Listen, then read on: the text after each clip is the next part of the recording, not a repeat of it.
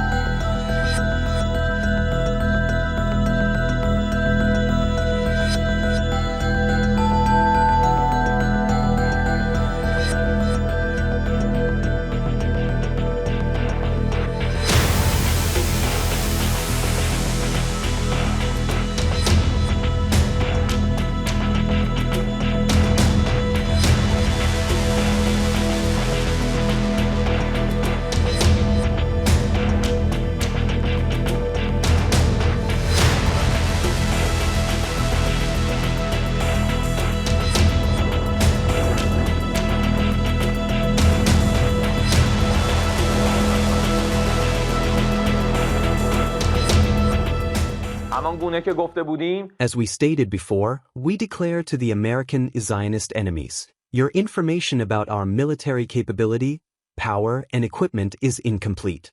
You know nothing of our vast and strategic capacities. Do not hope that you have destroyed our centers for producing strategic missiles, long-range offensive and precision-guided drones, modern air defense systems, electronic warfare systems, and our specialized equipment, because with such assumptions, you will only further increase the depth of the swamp in which you have trapped yourselves. The centers you believe you have targeted are insignificant, and our strategic military production takes place in locations you are completely unaware of and will never be able to reach. We will spare you the trouble. Do not count our missiles, drones, and strategic equipment, because you will certainly be mistaken and get nowhere. You must pay the price for the aggression that you initiated against the honorable, noble, and Muslim nation. With trust in Almighty God, this war will continue until your humiliation, disgrace, lasting regret, and eventual surrender are certain. Following the continuation of the heavy and unimaginable blows and strikes you have already received, expect even more forceful, broader, and more destructive actions from us.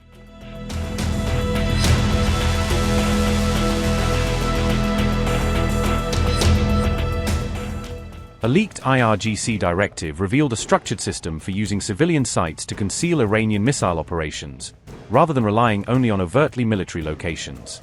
The 33-page document, marked Very Confidential, outlined detailed rules for missile deployment, according to Iran International. The manual described a formal framework that goes beyond underground bases and missile silos to include a wider network of operational sites. It clearly defined Iranian launch positions, inspection systems, coding methods, and the way operational sites should be recorded and tracked. Notably, civilian locations were explicitly listed as part of the missile deployment strategy, integrating them into Iran's broader operational planning. The document also emphasized deception, cover, and the appearance of normal activity as tools to evade detection by enemy surveillance and intelligence. The manual suggested that missile units were intended to blend into ordinary civilian environments to make identification and targeting more difficult. These civilian-type sites included warehouses, sports centers, and industrial service facilities that could be repurposed for missile activity. The absence of CCTV, or tight control over any cameras on site, was listed as a key requirement for selecting suitable hiding positions. The system was designed so that missile units could shift between a broad network of pre-selected sites, complicating enemy efforts to track them.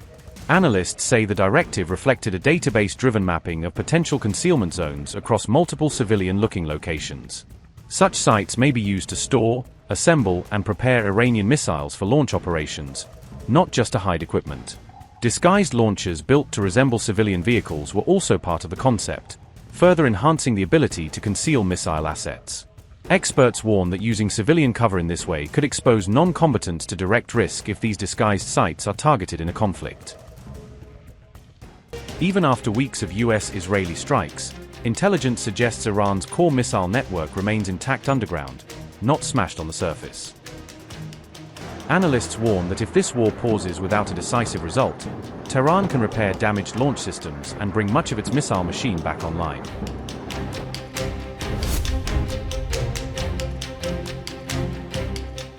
Military experts quoted in European reports say some of Iran's granite bunkers can withstand even the most powerful American air-delivered strikes. Their biggest concern is no longer the smashed buildings we see on TV, but what still hides hundreds of meters below those craters.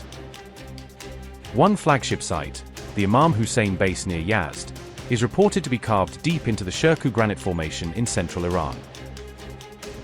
That granite is counted among the hardest rocks on Earth, making deep penetration extremely difficult even for advanced bunker-buster weapons. Military analyst Timothy Lawn has stressed that these are not ordinary bunkers but fully engineered underground fortresses with layered protection. He describes an automated underground rail system that links missile assembly halls, storage depots, and support tunnels like a hidden subway. That hidden network reportedly reaches multiple exits on different sides of the mountain, so launchers can emerge where enemies least expect. The same complex is said to be able to shelter bombers or missile carriers and reload them safely inside the hardened mountain shell. Timothy Lawn said, and I quote, "Between the surface and the deep facilities lies a 440-meter thick dead zone of solid granite where any bomb's explosive energy completely fades away before it can reach the important parts.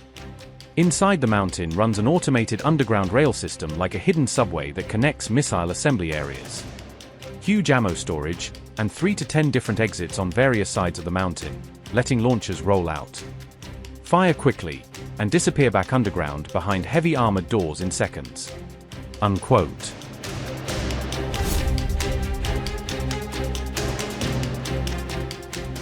Analysts note that Shirkuh-type granite can withstand far higher pressures than ordinary reinforced concrete, blunting the shock of even big penetrating bombs.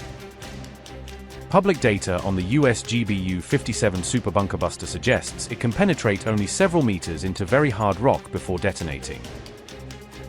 By contrast, Iran's most critical missile tunnels are reported to sit hundreds of meters, sometimes over 500 meters, below the surface. That gap between bomb reach and tunnel depth leaves a huge survival buffer, even after the heaviest penetrating strikes hit the mountain. Lawn has described the Yazd fortress as a guarantee of strategic survival, built up over 4 decades and only fully activated in 2026.